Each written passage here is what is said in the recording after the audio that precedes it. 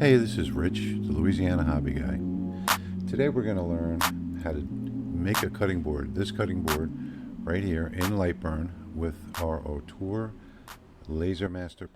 We're going to do this in lightburn, and this is a tutorial for people to follow who have read the instructions on my blog but aren't completely sure what to do. So the very first thing you're going to do is take a photograph of the item, which not necessarily this item, but birthday card or whatever it might be that you want to burn to a cutting board.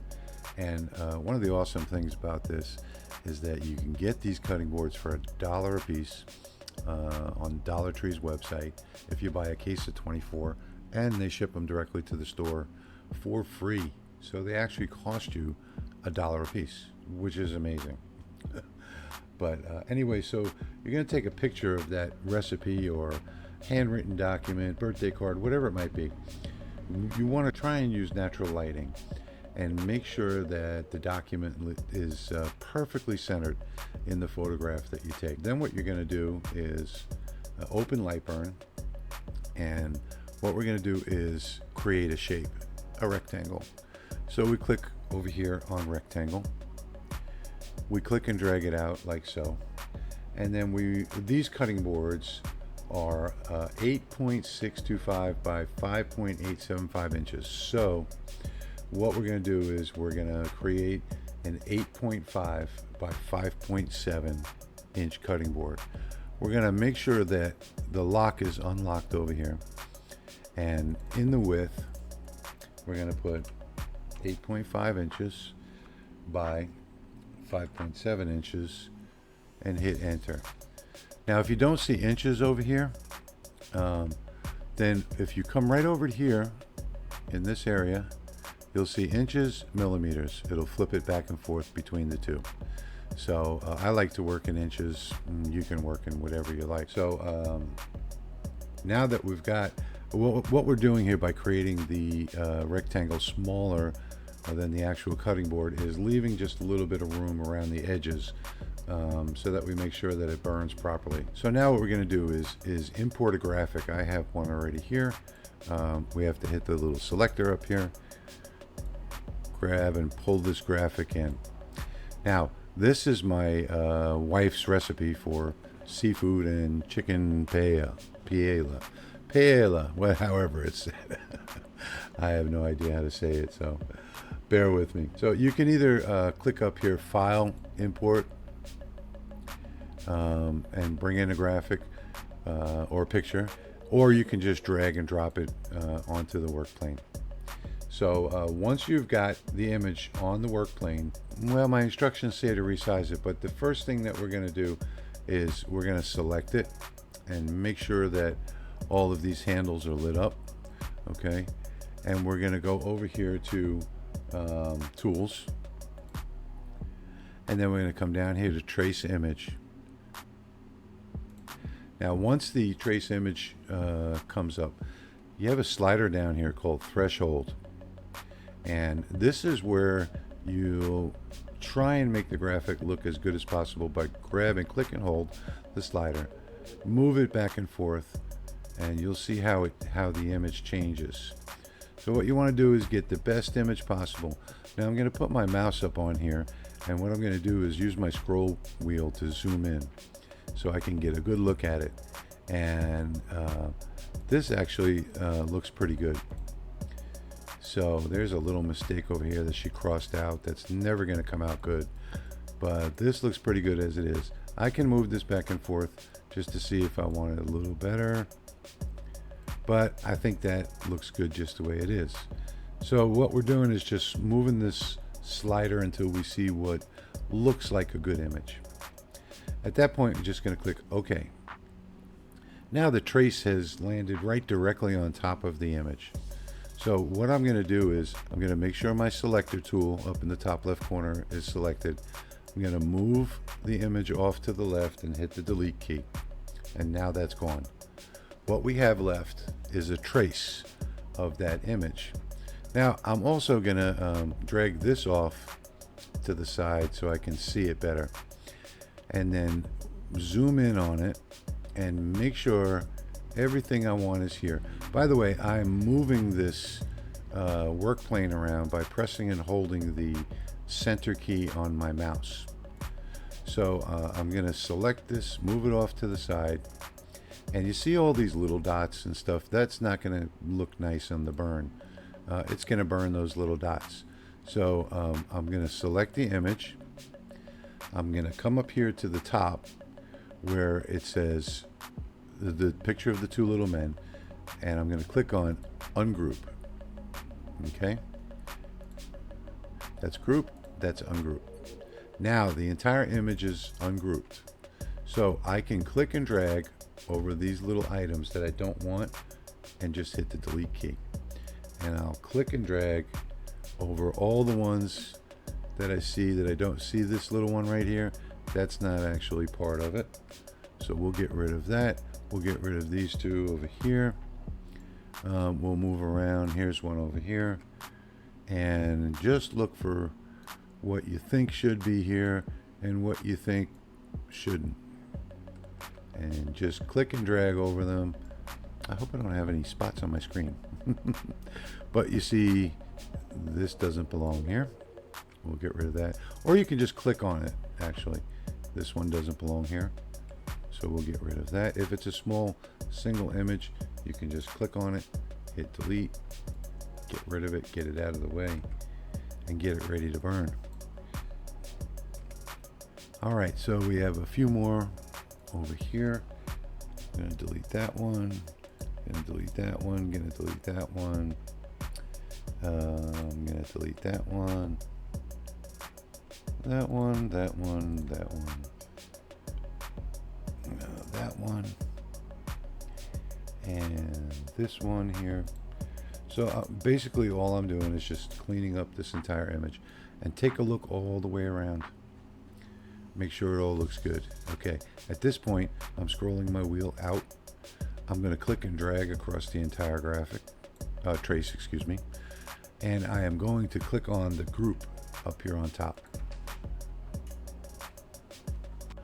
So now I've got the entire graphic selected, and I've got it grouped, and I'm going to grab this handle up in the corner, bring it down so I can get to the size of my rectangle. Then I'm going to grab it in the middle, bring it over here, and I don't want it to be that way. I want it to, I don't want it horizontally, I want it vertically. So I'm going to press the period key, and it's going to flip it like so. So now that I've got it flipped, it's a little bit too big, so I'm going to grab everything and press the period key again and get it to exactly where I want it, which is right there. Now I'm going to use the scroll wheel on the mouse, zoom in. Okay, I'm going to select just the image and scale it down to the size of the cutting board. Now remember, we've sized this this graphic within the parameters of the cutting board, the burn, so we can get right up to the edge of those. But one thing I don't like here is this piece going off to the side. What I'm going to do is I'm going to ungroup this by clicking the single man up on top. I'm going to click off of it. Then I'm going to click and drag just over these words right here, pull them off to the side. Okay. Then I'm going to click and drag over these, and I'm going to, in the middle, I'm going to grab it and pull it down. Then I'll click and drag over this again and bring it into the next line so that it fits a little bit better.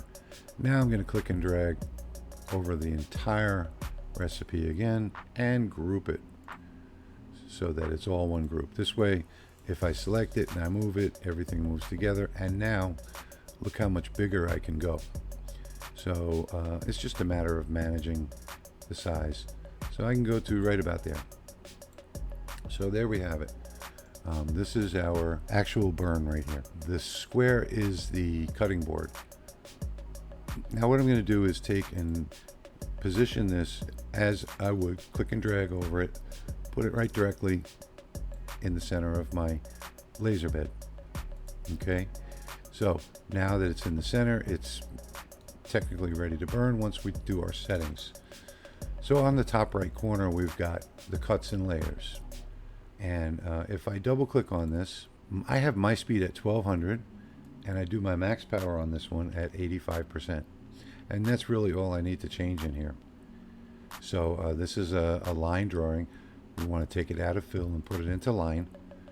Let me show you why. If we leave it at fill and we hit preview up here, you'll see you get nothing. Okay? So I'm going to double click this again. I'm going to go to line. I'm going to go to line, say OK, and we'll look at the preview, and there it is. And that's exactly what we want. So if we drag across here, you'll see exactly how it's going to do this. Now we're going to get rid of that rectangle. All right, so we hit play. This is how the laser is going to cut it.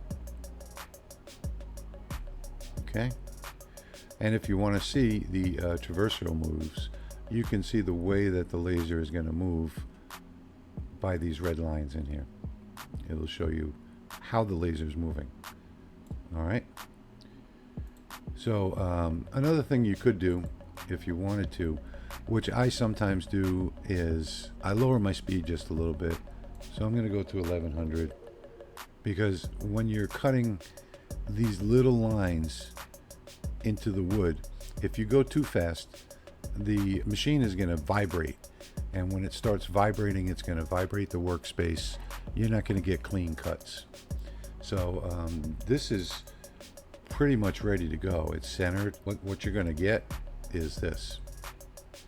So that's what's going to come out of your machine once you burn it. So now another thing you could do, you could grab this and move it up. And this is, you could put a title up on the top like I had, Evelyn's Famous. Or you can come over here to your art library. Let's see. We're going to look for signs, and we can grab a fancy corner and drag it out. Now, go ahead and resize this. Drag it up to the corner. Zoom back in with my scroll wheel. Resize it a little more just to figure out what we need. Now we can bring it back up. Bring it down over here on this side and up on this side.